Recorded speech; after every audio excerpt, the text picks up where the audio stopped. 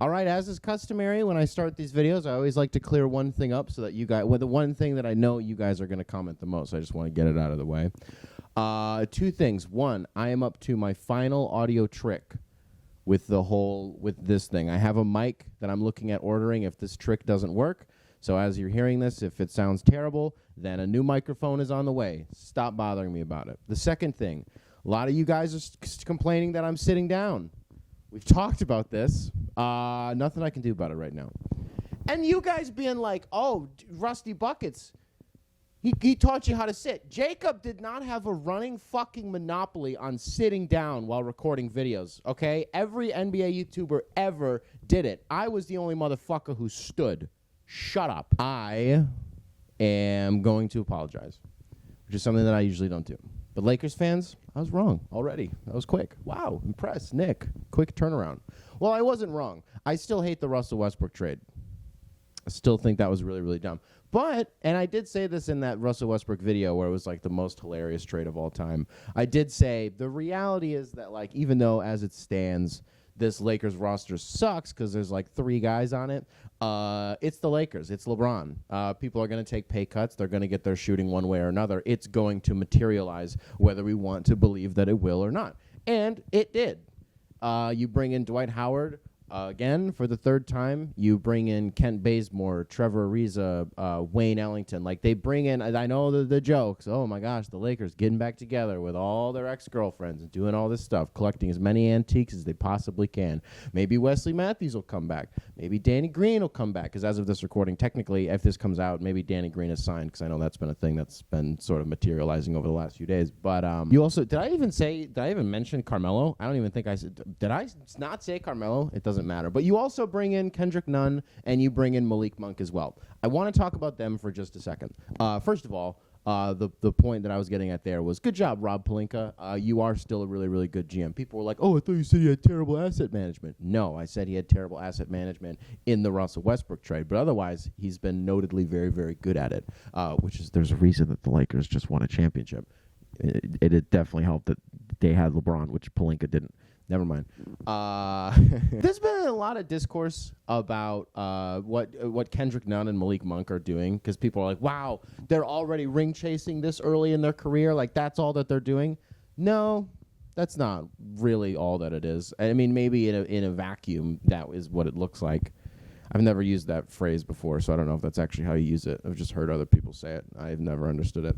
On the surface, I know that is what it looks like. And maybe some of it's true, that they're like, well, hey, we'll probably win a championship if we come join this team. But you also have to understand that the market hasn't been great this year, and a lot of teams don't have a lot of money to spend. And the teams that did have money to spend have already spent that money. Like the Knicks giving Derrick Rose $43 million, Evan Fournier, $85 million. Like, the teams that had any money, that's already spent. So you're just going to be getting some mid-levels and what have you from a bunch of different teams. And if you are a player like Kendrick Nunn, or you're a player like Malik Monk, it's very clear that the Hornets weren't going to bring him back, even though last year was finally the Malik Monk year that I think we were all thinking was going to happen. I believe, if memory serves, he did have an injury derail his season, but I remember before that, he was like actually a very competent 7th man or like 6th man. Like, he was a bench scorer with tremendous force. So that's actually going to be really fun for the Lakers. And I'm not even a big Malik Monk guy, but just as like a tertiary fit for that team, you're going to have a lot of dudes resting, considering, all jokes aside, a lot of these dudes are like 35 years old. So there's going to be a lot of load management, and that's when Kendrick Nunn and Talen Horton-Tucker and Malik Monk come in to save the day. And the Talen Horton-Tucker thing is great. Definitely feels like a trade piece, though. And it also feels like, and was it Simmons or was it Kevin O'Connor that made this joke?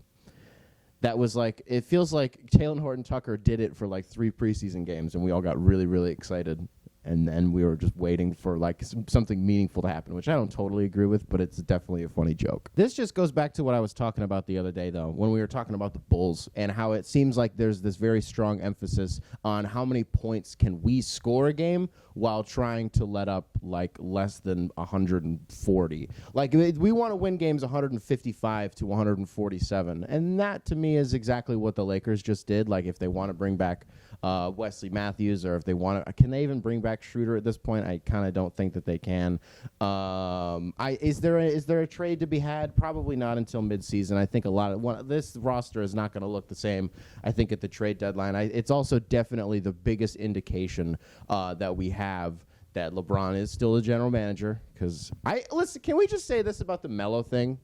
Can we just be real for 2 seconds about Carmelo Anthony and LeBron James finally being on the same team?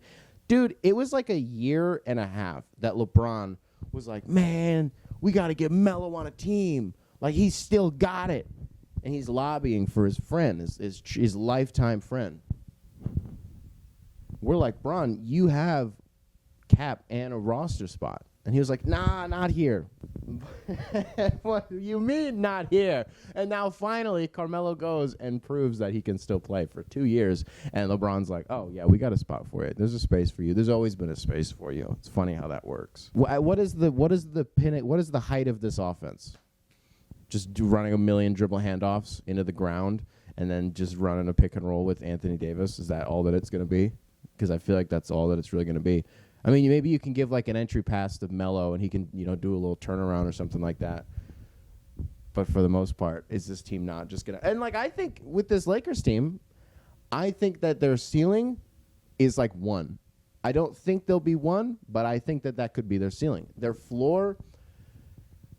Yeah, that's weird. Their floor is very interesting. I think they're going to be a playoff team no matter what, of course. But and I was definitely a little bit. I jumped the shark a little bit in being like, the Lakers are going to suck this year, which isn't exactly what I said.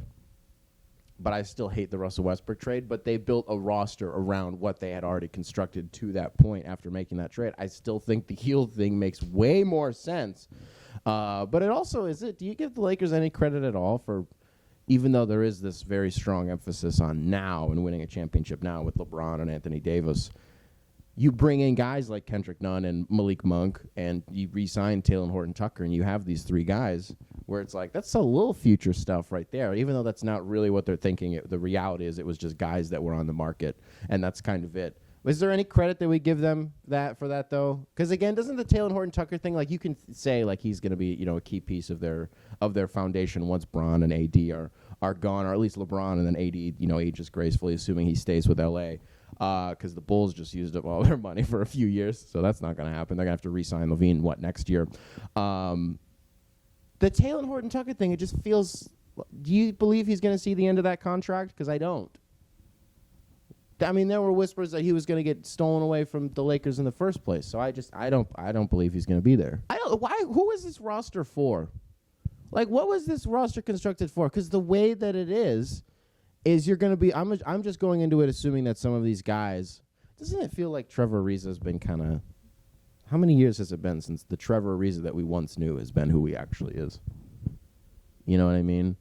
And Wayne Ellington. I love Wayne Ellington.